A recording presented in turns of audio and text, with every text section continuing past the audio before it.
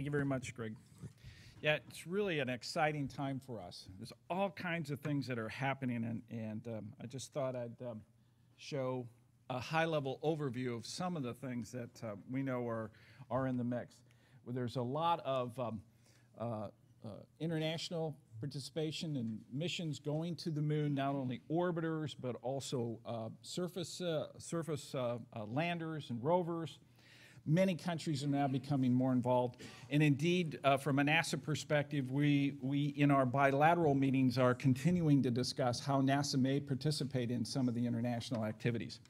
In addition to that, discussions about the Gateway as it's moving forward, a human presence in the lunar area, we now expect for human exploration, and NASA over a long period of time enable a number of possibilities for us to be able to leverage that capability. And it opens up much more of the moon for exploration, not just on the near side, but also the far side. This gives us an opportunity to really discuss the moon in its totality about what observations we need to make from a scientific perspective and from an exploration perspective, and how we can work together to be able to do those things. Indeed, this is a tremendously exciting time. The moon has been always a very important scientific endeavor for us to be able to explore. It has, in terms of the amount of participation by NASA, waxed and waned, but it's always been important for us, and it's always been there beckoning us to come back and explore it further. We're entering now a new era where, in addition to this, we'll have a lot of commercial opportunities where a number of companies are planning to land on the moon. We want to understand their capabilities. They need to know from us what are the important places. We need to know from them where are they planning to go and what can they reach on the moon. Not every place on the moon is created equal, as we all know. There are more important areas that we believe we can go and gain information both scientifically, but also aids the human exploration aspect of what our endeavor is as we move beyond low Earth orbit and from the moon and then on further into the solar system out to Mars. So this is just a tremendously important time. I view it as our first real conference to sort of get our act together, where we can now cooperate on a much better basis internationally and pick locations that are real for us to be able to achieve and get to, bring back samples, analyze in situ, look for resources, and just do a tremendous job at the moon for the very first time. We're really quite excited about that. And so let's talk a little bit about what we hope to do here at the workshop. Indeed, the purpose is really to define those priority sites. Now, indeed, there are things that are important for volatiles. There are places on the moon that are important for deploying seismic measurements. Those in totality ought to be those locations we should consider and look at. Those should have a higher priority. Once we create a list like that in these particular areas, it doesn't mean the top one is the one we have to go to before we go to the next one. All it means is that it's on the list for us to be able to do.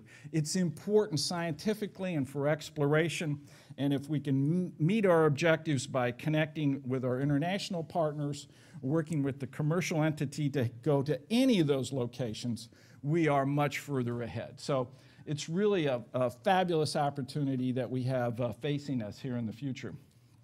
Of course, the heart of what we're doing from a scientific perspective is delineated in the planetary decadal.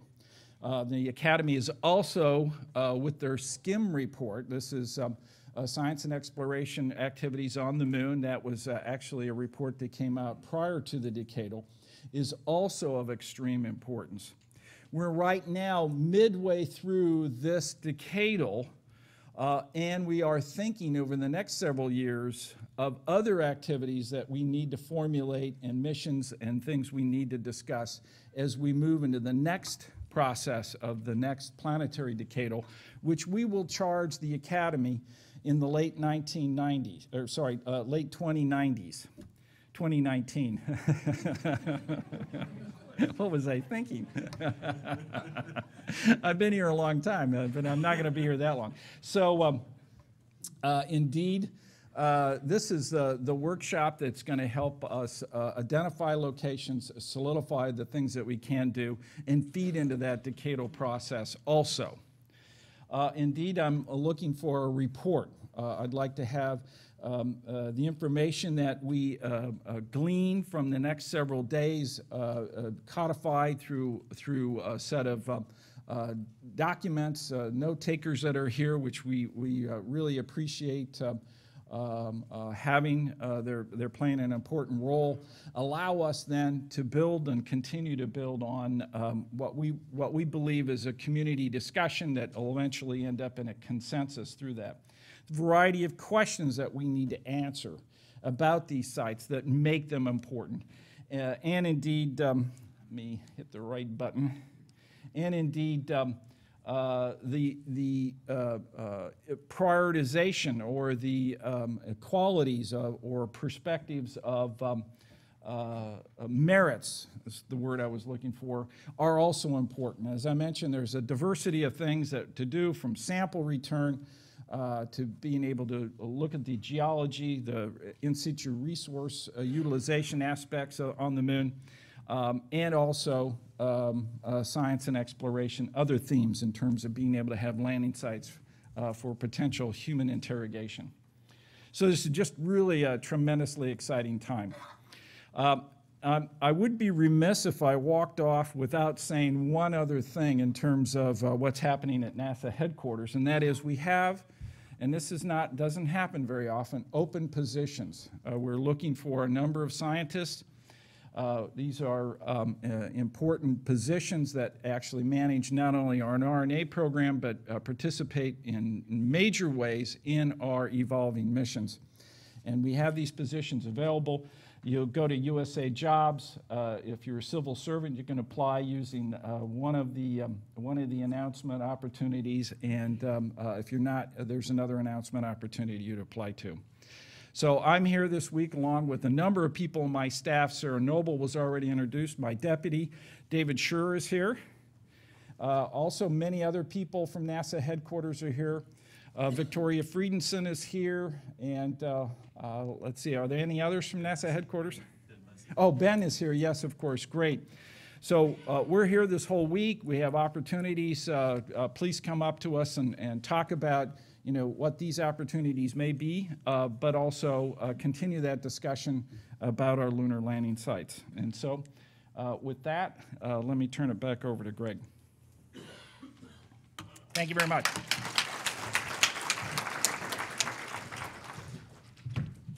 Thanks very much, Jim. Sarah, I would like Sarah Noble to come up and just say a couple of words of welcome, please. Thank you, Sarah. So Greg insisted I introduce myself in case you don't know me. Most of you do. I've been in this community quite a while. No laughing. For those of you who don't, my name is Sarah Noble, and I'm basically the voice for the lunar community at NASA headquarters. So if you don't know me, please come up and introduce me. I'll be here all week. I do want to thank you all for coming. I think this is going to be a great couple of days. We're gonna get some really great conversations going. And I thank you all for coming and being here for it. Thank you, Sarah. Thanks so much, Sarah. Sarah was also an instrumental member of the SOC for this workshop and contributed a lot. One of her more important contributions was making sure the workshop was after the due date for LPSC abstracts. So you can thank Sarah for that. I think that's pretty important. So what I would like to do now, before I turn it over to my co-chair, Clive, is say a few words about the organization of the program, and say a couple of words at the 30,000-foot level about this workshop. I want to ask how many of you either are reading or have read Artemis, the new, yeah, okay. pretty good book, huh? I'm actually at about the 3/4 point. It's costing me sleep every night. I see this workshop in a way as being a really important step towards us becoming a moon-faring species. You know, I think that we are taking these steps back to the moon. It's a very important journey. We have the support of the administration. Now we have a bunch of passionate people, a lot of whom from around the world, a lot of whom are right here in this room. We are trying to combine here not only science, but human exploration and commercial to make a sustainable effort towards lunar exploration.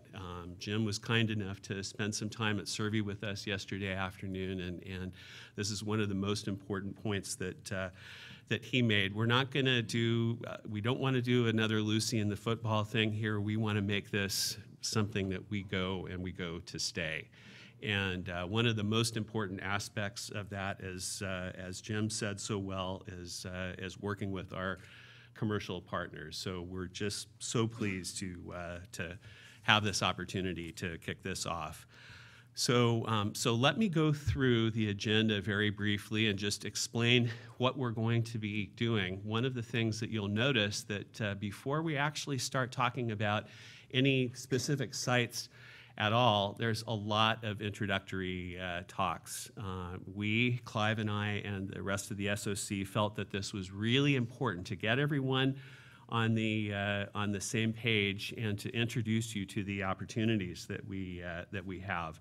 So we start with guiding documents. That's going to be the very first technical session. We have a talk from the science end of things, referencing the SCEM report that Jim just talked about. And then Ben Bussey from Human Exploration Operations is going to be talking about strategic knowledge gaps. We do this workshop hand in hand with both SMD and HEOMD, Science and Human Exploration. And so it's important to get those guiding documents up first and foremost. Then we have a lengthy session on background. There has been a tremendous amount of lunar science done in the past decade. We have LRO, we have other lunar missions that have really changed our view of the moon, and we need to make sure need to see how this is going to inform us as we choose landing sites for the next generation of lunar landers. So that's what that session is about. Then we go into a panel session that is going to take a look at these commercial opportunities that we've been talking about. We have 4 companies right now, and actually we're right now, as I talk, changing the agenda so that the other 3 companies who have just expressed interest within the last week or so are going to be able to have an opportunity to address you. I want to emphasize how pleased I am that all of you from the commercial world here have come to this workshop. We have then a session on global landing opportunities. Unfortunately, I'm really sorry to say that both of our Russian participants had to cancel at the last minute. They didn't have anyone that they could send to replace them. We're quite disappointed in that, but that's okay. James Carpenter from ESA has agreed to say just a few words about the Russian program since he has been working with them so closely for the last several years. But we do have both Japan, Korea, and ESA who are going to tell us about some of the things that they're doing as well. We want to also ground ourselves and take a look at current payloads and current opportunities from the instrument standpoint. Rick Elphick is going to be talking about near-term instrumentation that could be used in some of these commercial opportunities within perhaps as soon as within the next year or two. John Gruner is going to be talking about the constellation process, which wasn't that many years ago now. What conclusions did they come to, and what process did they use for selecting their landing sites? We're going to have a talk on resource prospector, and then Dave Kring is going to be talking about some of the work that he has done about implementing the SCEM report. We're very honored, as Carol mentioned earlier, to have Jack Schmidt here to talk about how the last Apollo samples were collected. And then late afternoon, we get started with the actual sites. And what we've done, Clive and I and the SOC have broken this up rather than by areas geographically on the moon. We've grouped it topically. And so, as you can see, we have a session today on volatiles, and then tomorrow, lunar magnetism and volcanic deposits. We have quite a number of talks on that. We have age dating and impact processes, a number of talks on that area. We have a session on lunar crust and dust, we call it, at the end of tomorrow. And geophysics and astrophysics are certainly topical areas that will benefit by lunar exploration. We have several talks on that on Friday morning. And then finally, magnetism and swirls is the last session before we break up.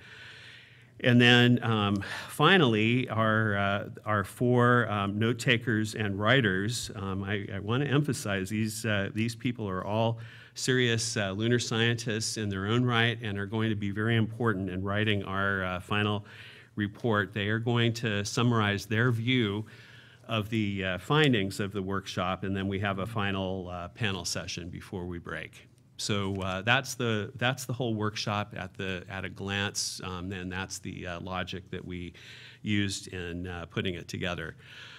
So with that, I would like to turn it over to my esteemed co-chair, Dr. Clive Neal. Clive, please. Thank you.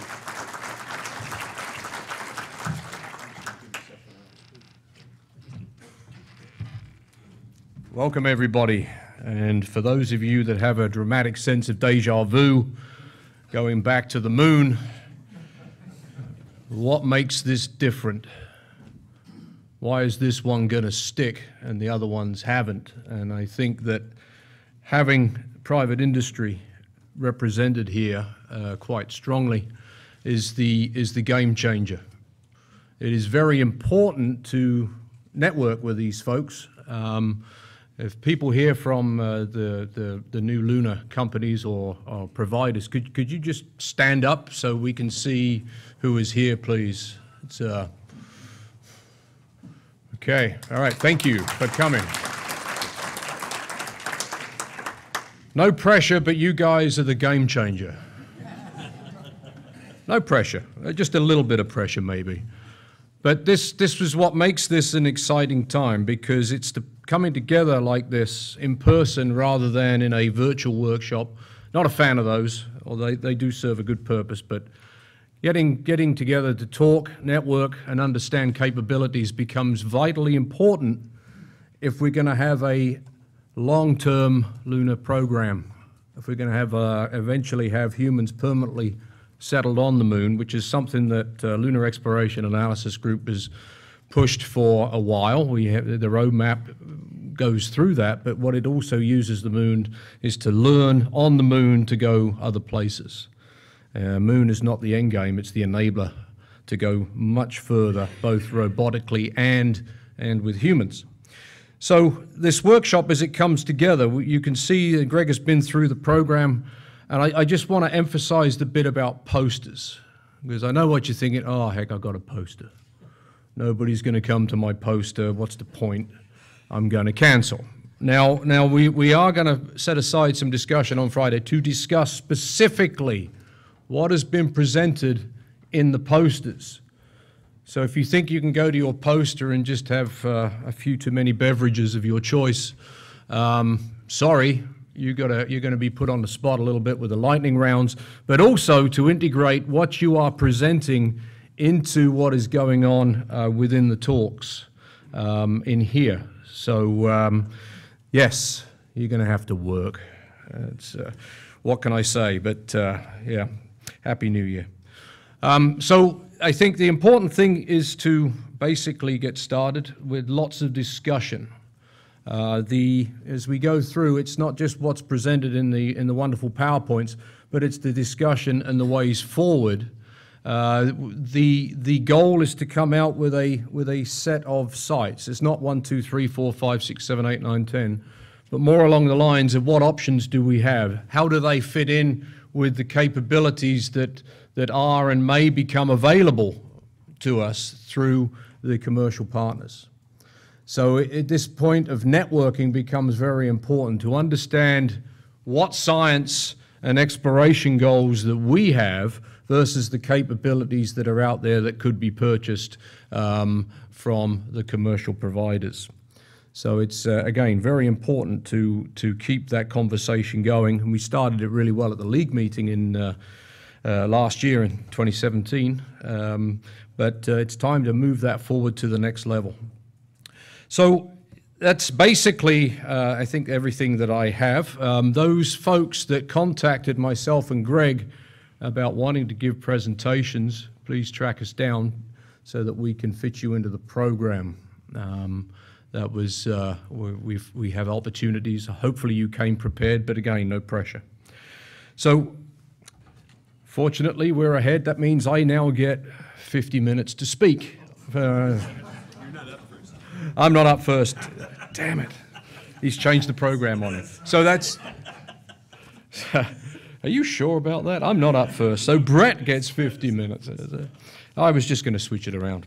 So, I mean, are there any questions on what we've talked about? We've bored you to death. It's time to get down and dirty now. Yes, Renee.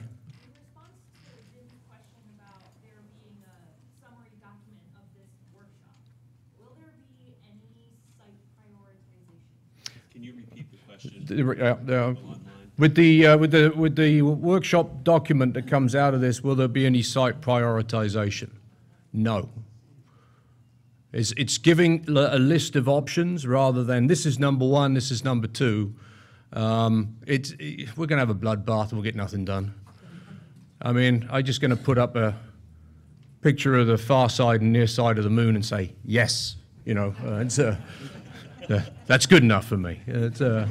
But again, it's not 1, 2, 3, 4, 5, 6, 7, 8.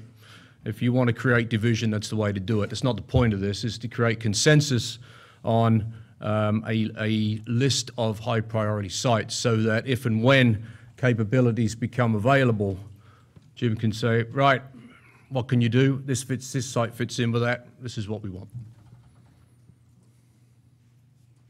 Okay? Jack.